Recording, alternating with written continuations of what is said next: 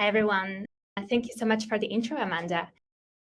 And thank you to the DBT for having us. It's our first time at college, so we're both very excited. So let's jump right into it. Perfect. So today we're talking about DBT, computational notebooks, their interplay, and their role in the modern data stack. A little bit of background. I'm Elizabeth. I'm PM at Deepnote, and I'm joined today by Alan, who is my colleague and a data scientist at Deepnote. As you can see, we're both from Deepnote, where we're building a collaborative data science notebook. Teams and companies come to us with the need for a powerful prototyping exploratory tool that allows them to work with others seamlessly, that they can use to build models, analysis, and easily distribute those to folks who consume data assets. So naturally, as a part of this work, we're not only thinking about notebooks in isolation, but we're also reimagining notebooks from the first principles. We are thinking about what the role of the notebooks framework should be within the broader modern data stack. And that is what we are going to be talking with you about today. So there's three key parts to this talk. First, I'm going to tell you a little more about notebooks as we know them today, their challenges, and the key forces at play that actually shift us away from legacy implementations. Second, Alan is going to walk you through how we are thinking about the principles of the modern data science notebook and share a little more about our implementation at Deepnote. And lastly, the reason why we're here today, we're going to imagine a world where we ignore the fragmentation that we're seeing in the modern data stack today and instead focus on the experience. Ben Stansel wrote this amazing piece called Modern Data Experience. If you haven't read it, I highly recommend you do so. And in this blog post, he argues for actually moving away from the boxes and the lines of the modern data stack and thinking more about the experience of the end user. So in this third part of our talk, partially we will allude to this concept of the modern data experience, and partially we will play a little magic trick and get curious, explore what it will look like if we married the chaotic world of data science and notebooks with the engineering rigor of DBT. So that all being said, let's actually start with the modern data stack and the boxes and diagrams.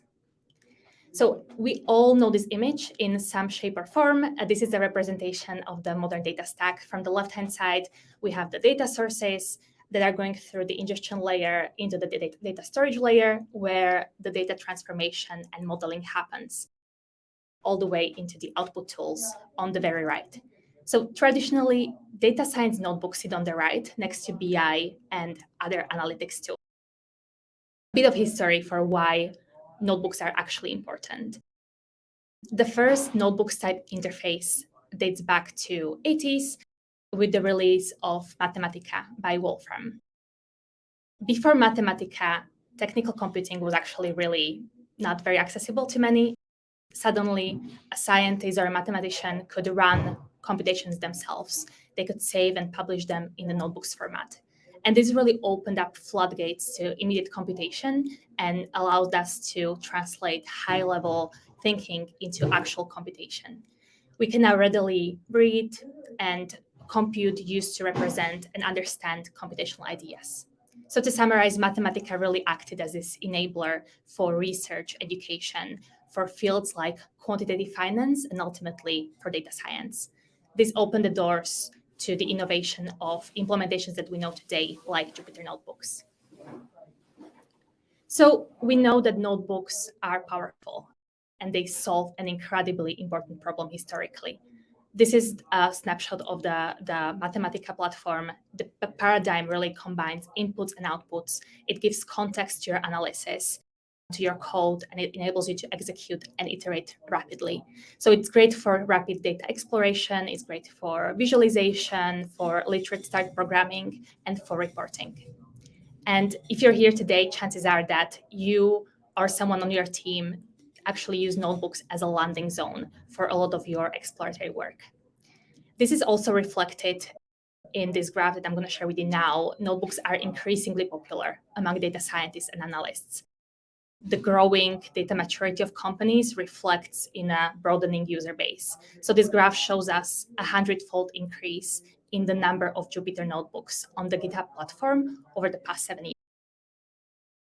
So this is where we are, but as great as notebooks are, we could actually argue that the traditional implementation of notebooks is really started to feel dated. As much as I love notebooks framework, some of the existing implementations have pretty fundamental challenges. And there's actually whole white papers like this one and conference talks like this one given on challenges of notebooks. I really like this one by Joel Grass. If you haven't seen it, please do. I give this to all of our new joiners at Deepnote. It's a great source of inspiration for how we're designing the platform. If this was an in-person conference, I would probably have you shout out all the things that you dislike about notebooks. So feel free to drop them into the Slack chat. In the meantime, I'm actually going to go quickly over some of these myself to just give you an overview of what are we actually solving for. First, notebooks have limited accessibility. This might be not the most relevant for you personally, but there's a huge wave of newcomers into the data science world who might be coming from analytics background. Notebooks to them hold a huge amount of potential. They can accelerate their workflows, unlock their productivity, automate their work. But we often hear that they have a high barrier to entry and issues. There's a bunch of things. There's issues getting set up, reproducing work of others, installing the dependencies, getting the right data sources. On one side. On the other side, notebooks are simply not intuitive for many. You have to deal with things like hidden states and out-of-order execution. Second, versioning. With notebooks, it's sometimes nearly impossible to find the source of truth, especially if you would work interactively, if you work with others. You need to keep track of different IPyWNB files flying around. And so versioning notebooks with Git can get so confusing that some people rather don't do it at all, which is obviously not great for appropriate engineering practices. Next, because notebooks are really hard to share, they actually support siloing and fragmentation of the data science process. We believe that data science is a team discipline, but ironically, data science notebooks generally don't support collaboration.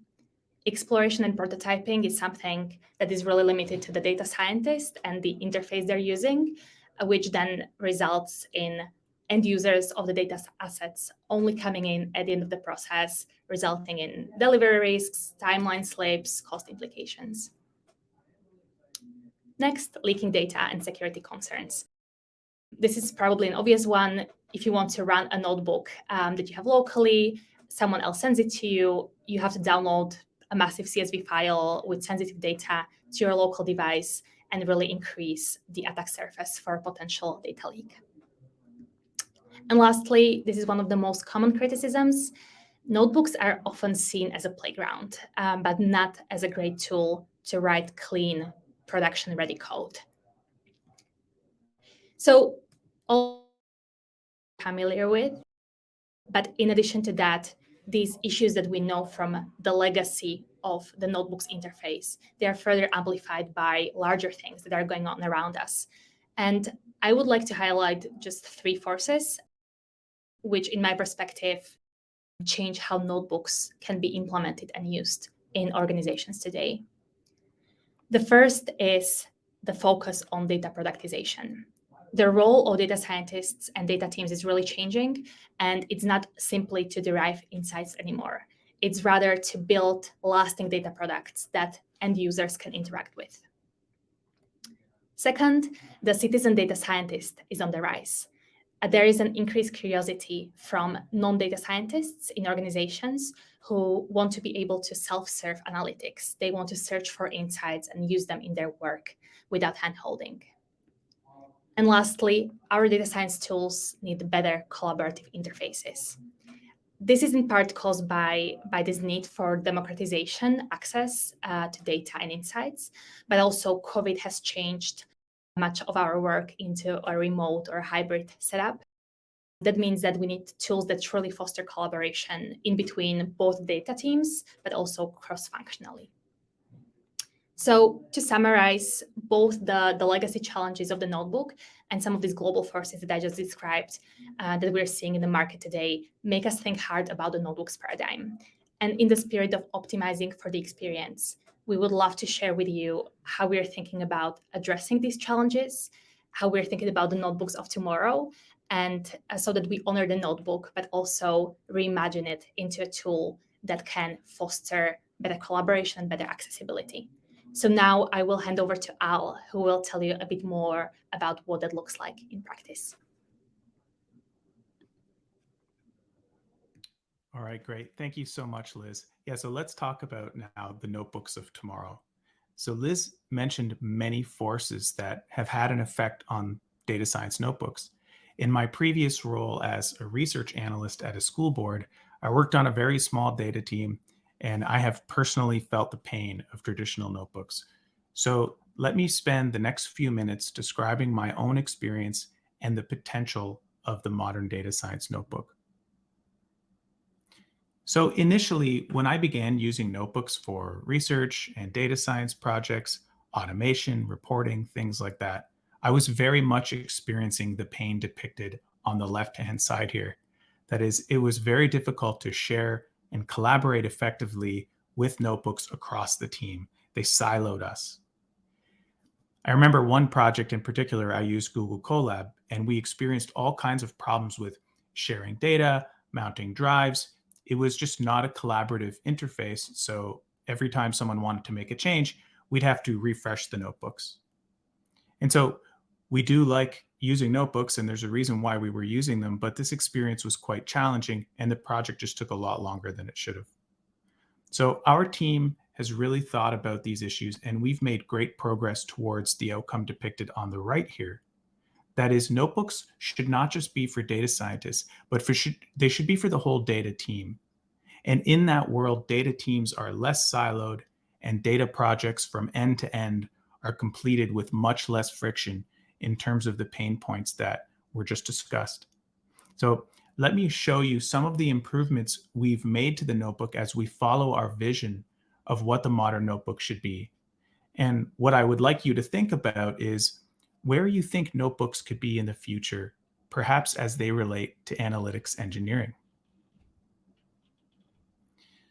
It's clear that we must lower the barrier to entry, right? One of the biggest barriers traditionally is, frankly, the setup.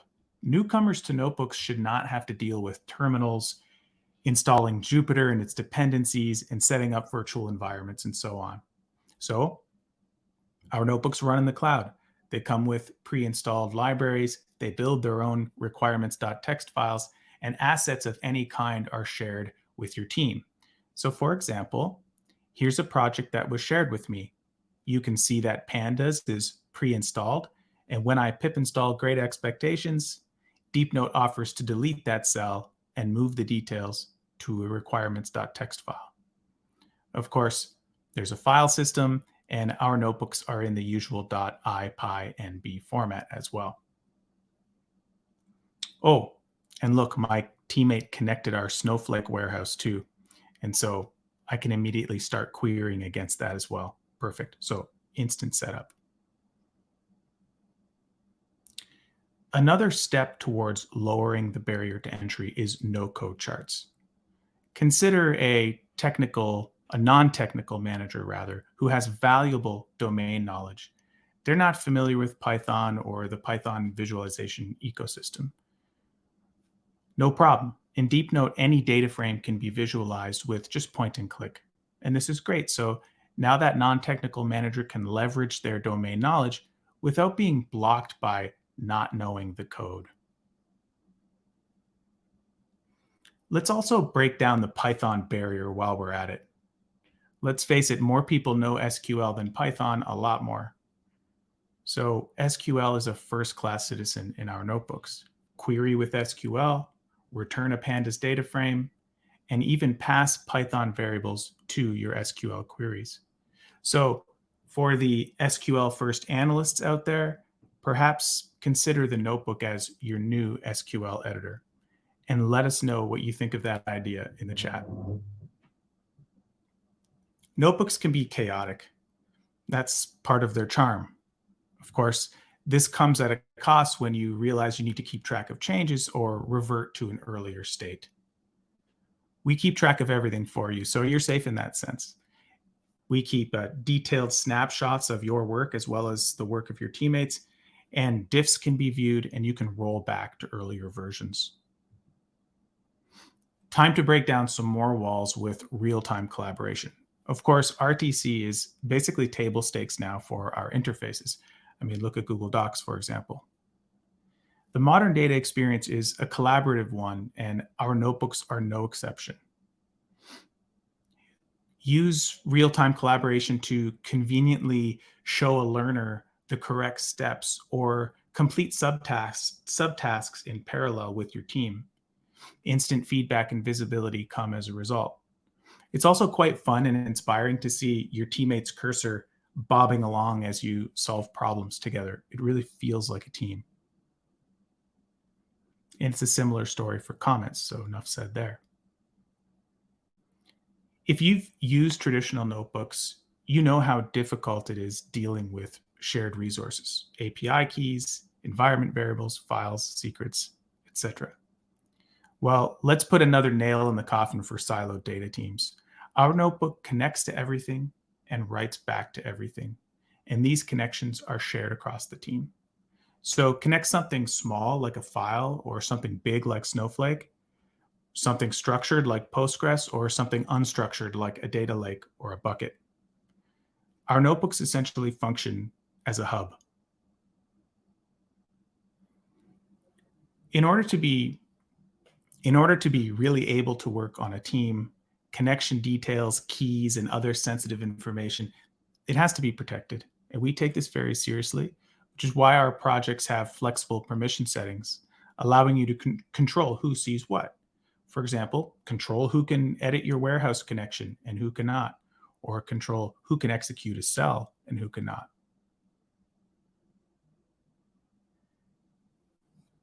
The modern notebook experience shouldn't stop short. It needs to cross the finish line, in a manner of speaking. When you're done exploring, prototyping, narrating, and all of the typical things you do in a notebook, you should be able to wrap that notebook up and productionize it. We believe this is a natural and often necessary thing to do.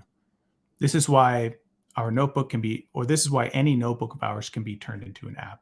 Just choose the code you want to show, arrange the cells on a grid, and share with your stakeholders, just like that. And same goes for scheduling.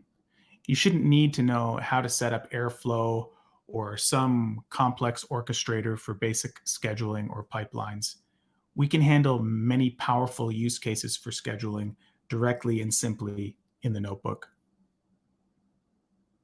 So, taken together, our team's gotten closer to realizing our vision of the best modern notebook experience. We're lowering the barrier, keeping the code up to date, unifying the data team, securing sensitive information, and creating notebooks that can be productionized. But there's still so much left to do, and we have so many ideas. Speaking of which, probably most of you use DBT, and so a natural question is, given how notebooks have changed the data experience for the whole team, how would DBT fit into the modern notebook? We've actually been very curious about this for a while, and some of our users are telling us that this is actually something they need. So let me share a few quotes with you. Then I'll show you what our team has imagined for a DBT integration. Bhargava from Axion Ray writes, while a lot can be done in SQL, many stats and ML models need Python. The customer needs more than just analytics engineering with DBT. They will need prediction, forecasting, scenario analysis, and more. Michael from Buffer. Notebooks facilitate fast iteration and exploration, but DBT happens in VS Code and the terminal. Having DBT in a notebook could reduce friction when iterating on models and downstream Python processing. Michael from Slido. Modern notebooks have an amazing potential. They could become the ideal platform to keep the whole analytics process together in one place, not only from exploration to data storytelling, but even beyond, to test and build data models through integrations with tools like DBT.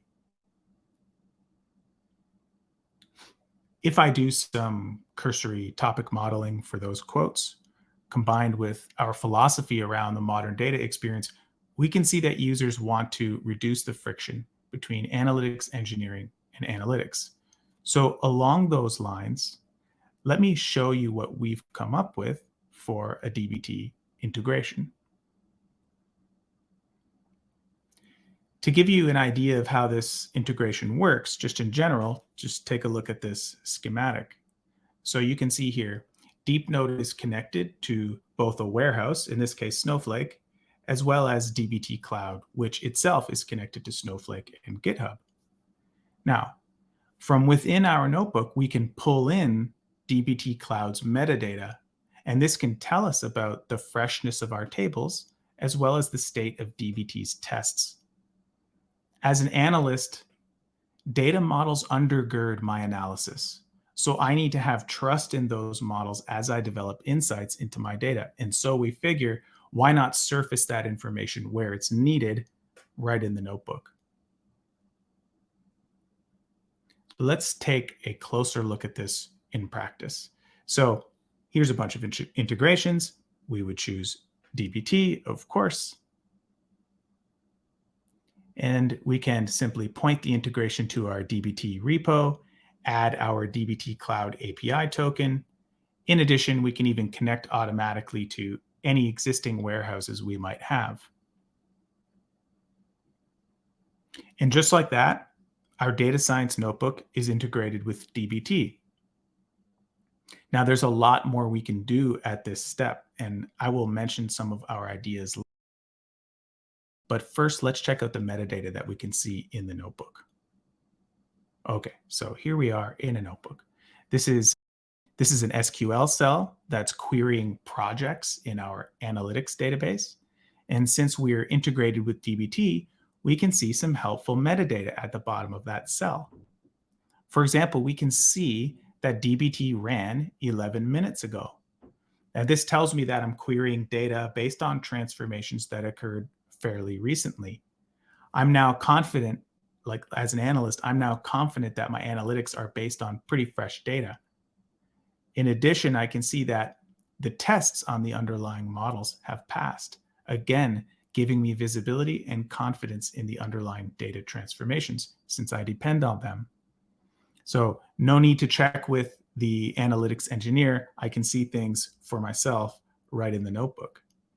Now, as I said, there's so much more we could do here, such as populate a notebook with all of your DBT models. We could show you the compiled SQL as you're writing your models and macros, and even provide a way of running your models directly in the notebook. Of course, you can already do that with the integrated terminals that we have, but we have ideas on making this much easier in the future. Thing is, there's a lot to think about here, and we need to strike the right balance between what should be in the notebook and what shouldn't. And we would love to have your feedback. Let us know in the chat how you envision the intersection between analytics engineering and analytics. And for now, I'll hand it back to Liz to take us through the conclusions. Thank you, Al. So as for the takeaways, my first takeaway is that notebooks just make sense. Despite their shortcomings, they hold a huge amount of potential and can really unlock different roles in a data team. So, for example, to data scientists, notebooks can be a really powerful primary tool for collaborative exploration. To analysts, notebooks can be a tool that can automate their workflows, that can unlock their productivity, especially as Al showed us, as notebooks continue to incorporate more SQL-based tools and some modeling functionality, like the integration with the DBT, they can even become analysts' preferred editor. And to engineers, notebooks can be a wonderful interface for improved visibility and improved exploration in debugging. The second takeaway that I'd like to leave you with is that the role of the notebook in the modern data stack is really rapidly evolving. We believe that notebooks can really shift from something that is used in a self-contained process in isolation to something that becomes a center of gravity in any data-driven team. We want notebooks to become this connective tissue for organizations where stakeholders can come in, they can contribute their subject matter expertise, throughout the analytical process. And this will ultimately lead to better analytics outcomes. And lastly, we believe that notebooks can truly become the lingua franca, the connection between the analytics engineering and the data science world. So to wrap things up, I hope we got you a little bit excited about the evolution in the notebooks category and also about the possibilities that notebooks can unlock for your teams and for collaboration. So my ask from you today is, if you're a keen notebooks and DBT user, or even if you don't really use notebooks but are curious with us, we'd love to hear from you. We want to really explore this interplay of data exploration and analytics engineering and want to do it deeper. So if you want to get on board and help us shape this concept and break things, please let me or Alan know. You have our emails here, or just DM us in the DBT Slack.